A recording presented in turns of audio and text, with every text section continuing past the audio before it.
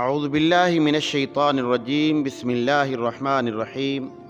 حضرت علی رضی اللہ تعالیٰ عنہ نے فرمایا، دنیا میں 1000 رشتے بناؤ، لیکن ایک رشتہ ایسا بناؤ جب ہزاروں آپ کے خلاف ہوں تو وہ ایک آپ کے ساتھ ہو۔